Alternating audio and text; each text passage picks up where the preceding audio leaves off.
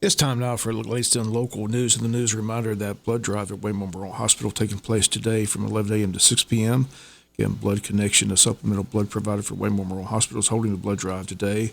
They state all donors will receive a $70 e-gift card from the Blood Connection. E-gift cards may be redeemed at places like Domino's, Papa John's, Walmart, Starbucks, GameStop, Dunkin' Donuts, Dick's Sporting Goods, Bass Pro Shop, Topgolf, and more.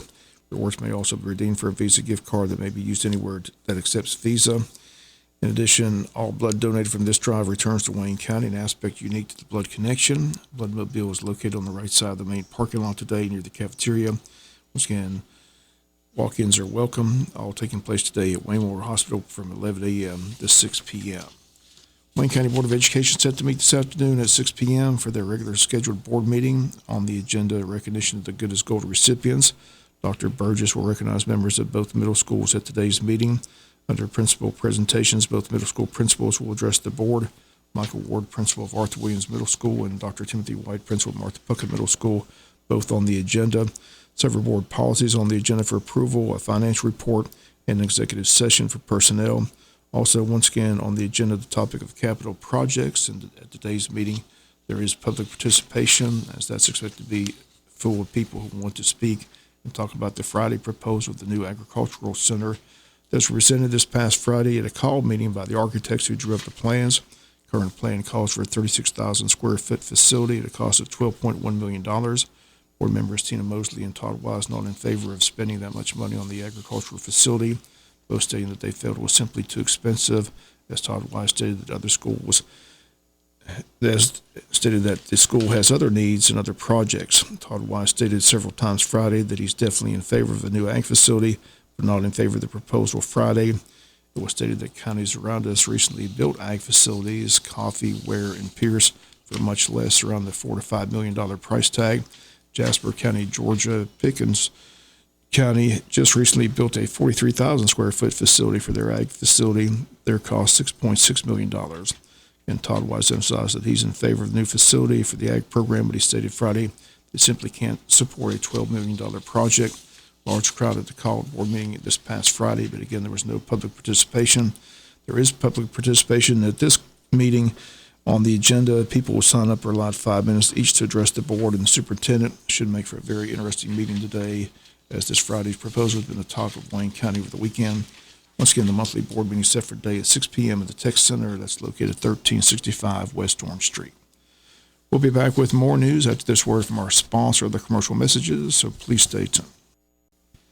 In other news, Wayne County currently in the second week of 3 weeks of early voting in both the Georgia presidential primary and the registered voters voting whether or not to continue the 1 cent penny for SPLOST 5.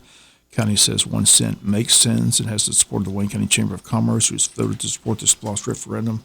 On Monday, a total number of voters, 105, 15 Democrats and 90 Republicans, brings the total number of registered voters thus far who have cast their ballots to 519.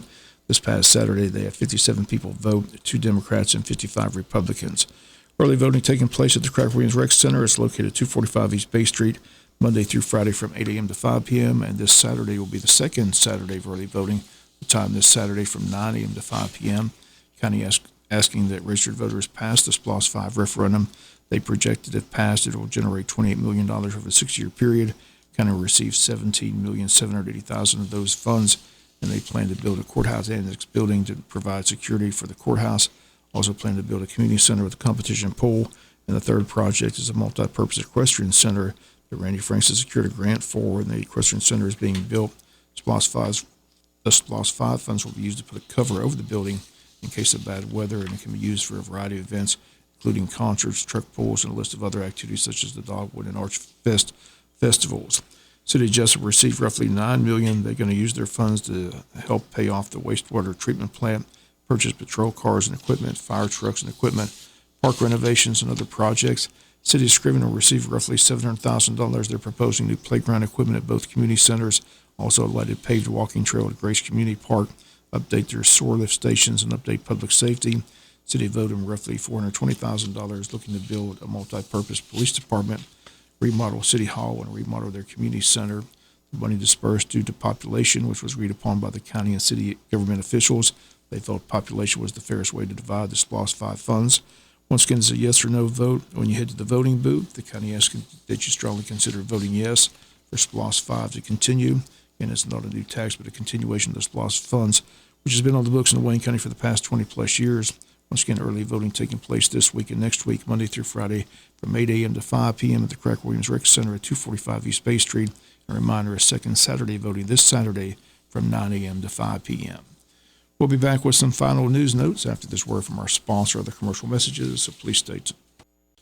Final notes in news: Georgia General Assembly approaching crossover day this Thursday under the Gold Dome in Atlanta. Bill introduced in the Senate must pass the Senate by the end of Thursday to be considered in the House and vice versa. And we're checking in with our state leaders here on which and Bob should learn more about what will take place this Thursday. Finally, in the news, this is an election year in Wayne County, and races for the office of Sheriff of Wayne County, Clerk of Court, Probate Judge, Tax Commissioner, and on set to qualify this coming Monday, March 4th, running up until March the 8th.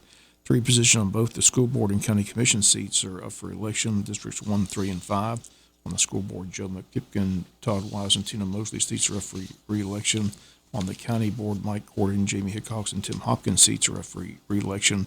Once again, qualifying begins Monday, and we'll keep you posted next week on who all qualifies. Sheriff Chuck Mosley has already announced that he's seeking re-election for another term. All the qualifying taking place at the probate office in Wayne County. Again, it begins this coming Monday, March 4th, and runs up until March 8th. The election is set for November. That's going to do it for the latest in local news. Sports comes your way in a few minutes. Bob Morgan, have a great day.